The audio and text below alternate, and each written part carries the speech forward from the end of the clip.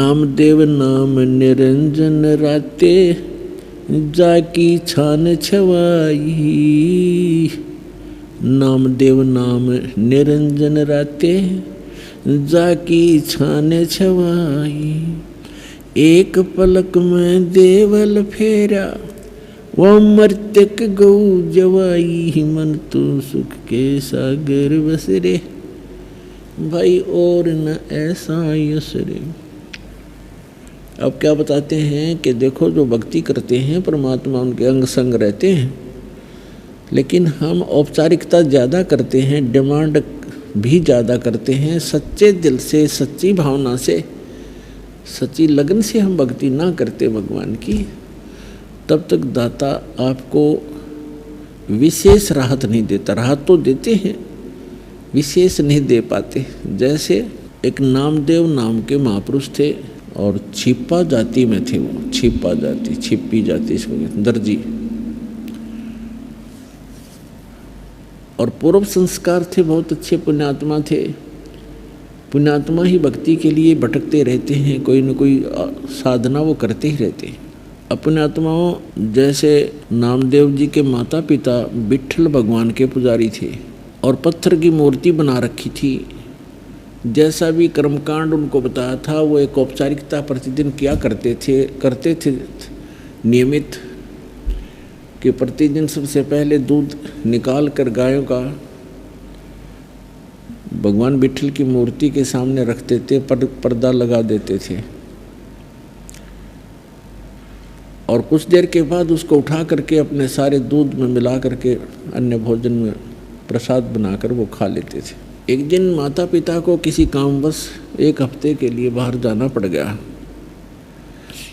नामदेव बालक ही था, 10-12 वर्ष का लड़का था। तो उन्होंने कहा कि बेटा आप घर पे रहना, भगवान विट्ठल को भोग लगाना, दूध सुबह सुबह दूध का भोग लगाना भगवान को, और पीछे भोजन करना बेटा। भगवान को भोग लगाए बगैर आपने भोजन नहीं करना है, ऐसे याद रखना। कच्छा पिता माता पिता चले गए। सुबह नहा स्नान करके नामदेव जी ने कटोरा दूध का भर के भगवान विट्ठल की मूर्ति, पत्थर की मूर्ति के सामने रख दिया और करबद्ध खड़े हो गए कि भगवान विट्ठल भगवान भोग लगाओ, विट्ठल भगवान भोग लगाओ।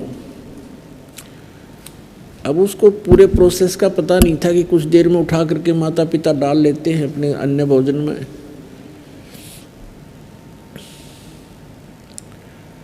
खड़ा रहा घंटा 2 घंटा, विट्ठल भगवान ने कोई भोग नहीं लगाया। उसमें कुछ चींटियां चढ़ गई तो उसने सोचा भी हमसे भगवान प्रसन्न नहीं है मेरे से, और उस दूध को वहाँ से उठा लिया। अगले दिन फिर नहा धो करके खूब हृदय से प्रार्थना की, दूध रख दिया, यही रहा, कुछ नहीं, भोग नहीं लगा, फिर उठा लिया। 2 दिन उन्होंने भी, भगवान नामदेव जी ने भी कुछ भी आहार नहीं किया। तीसरे दिन फिर ऐसा ही हुआ। बच्चा था, भूख से बहुत व्याकुल हो गया और कहा भगवान जब तक आप भोग नहीं लगाओगे, मेरे माता पिता का आदेश है, आपका दास भी भोजन नहीं कर सकता। मुझसे अवश्य कोई गलती हुई होगी, क्योंकि मैं पूरी पूजा विधि से परिचित नहीं हूँ भगवान, बालक हूँ, मेरी कोई त्रुटि है, क्षमा करो। आप भोग नहीं लगाओगे, मेरे माता पिता मुझसे नाराज होंगे, मुझे गुस्सा होंगे, और भगवान आप भोग लगाओ, मेरी त्रुटि को माफ़ करो प्रभु। अब तीसरे दिन जाकर के भगवान ने देखा कि बालक, वह पत्थर तो था नहीं, वो तो कुछ सुन नहीं रहा था, कुछ कर नहीं रहा था। अब कहते हैं 100 सलसीधर मैं करूं अपने जन के काज, स्वयं परमात्मा आए सूक्ष्म रूप धारण करके, और पत्थर की मूर्ति के हाथ ऐसे आगे को बढ़ा दिए, उनमें कटोरा पकड़ा, और नामदेव समझ रहा है कि पत्थर पी रहा है, और पी रहे थे भगवान सूक्ष्म रूप में। नामदेव की खुशी का कोई ठिकाना ना रहा। नहाया धोया, भोजन पाया। उनके माता पिता आए, उन्होंने तो आते ही पूछा कि बालक है, कहीं गलती से भोग ना लगाया हो भगवान को। पूछा बेटा भगवान को, विठल भगवान को भोग लगाया था ना? उन्होंने कहा माता जी भोग तो मैं प्रतिदिन लगाता था, लेकिन भगवान ने नहीं लगाया। भगवान ने तीसरे दिन भोग लगाया, 2 दिन कुछ नहीं आहार किया, और मैंने भी कुछ नहीं किया। मैं भी दुखी बहुत हो गया था, भूख बहुत सताती थी, लेकिन मैंने भोग नहीं, मैंने आहार किया नहीं। तीसरे दिन मैंने विशेष प्रार्थना की, भगवान भोग लगाओ, तब भगवान ने भोग लगाया। अब वो नामदेव के माता पिता उस बच्चे के मुंह की तरफ देख रहे हैं कि ये झूठ बोल रहा है। ये कह रहा है कि तीसरे दिन भगवान ने दूध पी लिया, बट विठल भगवान की मूर्ति ने, उन्होंने सोचा ये झूठ बोल रहा है, इसने भोग भाग नहीं लगाया और हमसे डरता कह रहा है। लेकिन बच्चे के आव भाव से लग रहा था कि झूठ नहीं बोल रहा। तो उन्होंने पूछा बेटा सचमुच भगवान ने दूध पी लिया? तीसरे दिन पिया माँ। पिताजी तीसरे दिन पिया। अच्छा कैसे? हमारे सामने पिला के दिखा।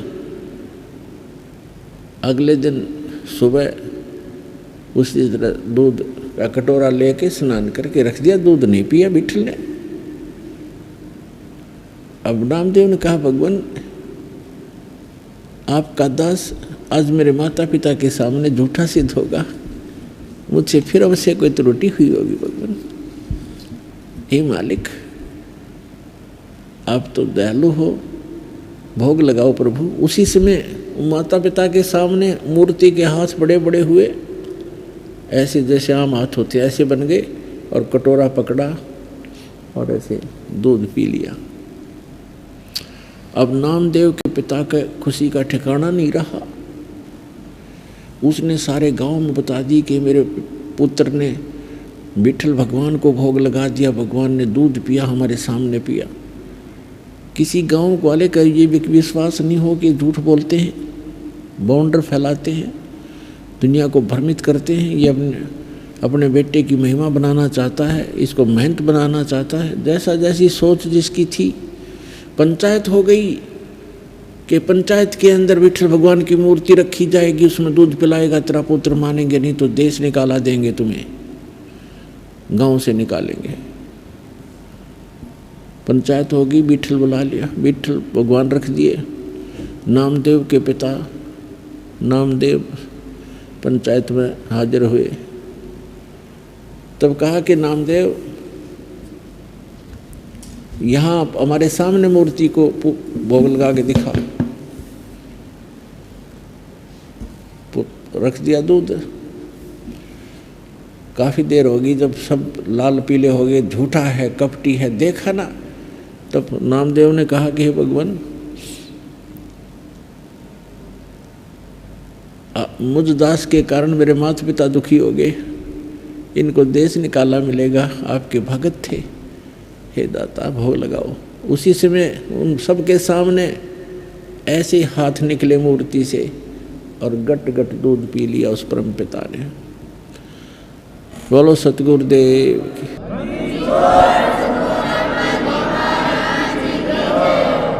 तो पुण्यात्माओं, ये न तो मूर्ति पी रही थी, भगवान ने जो कुछ किया कबीर भगवान ने किया, और उस अपनी प्यारी आत्मा नामदेव के लिए किया, क्योंकि पूर्व जन्म का भक्त था।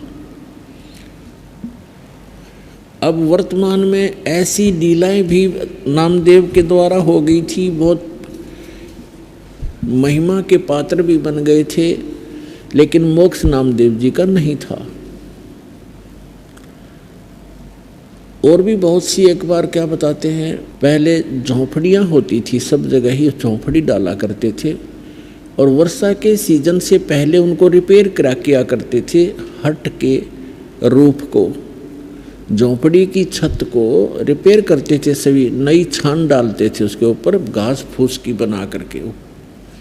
नामदेव की माँ ने कहा कि बेटा वर्षा का मौसम आने वाला है, उससे पहले आप अपनी झोंपड़ी की रिपेयर कर लो, इस पर छान डाल दो। जंगल से घास फूस काट के लाना होता था, नामदेव घास फूस काटने के लिए चला, एक कवाड़ी वगैरह साथ लिया जो काट के लाना था पेड़ों से। रास्ते में सत्संग हो रहा था, सत्संग में बैठ गया, सारा दिन मस्त रहा, फिर सेवा में लग गया। शाम हो गई, वो 2 उद्देश्य था, घास फूस लेने गया था, वो नहीं ला सका, खाली हाथ आ गया। माँ ने पूछा, बेटा क्या बात रही, आज घास नहीं लाई? कि माँ कल लाऊंगा, आज मैं सत्संग में चला गया। वो 4 दिन का सत्संग था, उसने अगले दिन भी वैसे ही, उससे अगले दिन भी ऐसे ही। अब तीसरे दिन जब उसने सोचा कि आज माँ बहुत नाराज हो जाएगी, पिताजी भी गुस्सा होंगे, सत्संग में जल्दी समापन हो गया, शाम थोड़ा सा समय रह गया, तो उसने सोचा जल्दी जल्दी कुछ घास फूस काट ही ले चलता हूँ, ना घर वाले नाराज होंगे, तो रोज सत्संग में जाता है, कुछ करता है नहीं। तो जल्दी जल्दी वो लगा काटने, और पैर में कुहाड़ी लग गई। हाँ, जल्दी जल्दी में बौखला सी रहा था बेचारा, पैर में कुहाड़ी लग गई और पकड़ कर पैर बैठ गया। फूस जिसा काटा था वो भी नहीं ला सका। तो एक व्यक्ति आया, उसने उसके पट्टी बांधी, दवाई कुछ ऐसे घास फूस नचोड़ के उसके जख्म पर पट्टी बांध दी, बेटा हो जाएगा ठीक, कोई बात नहीं।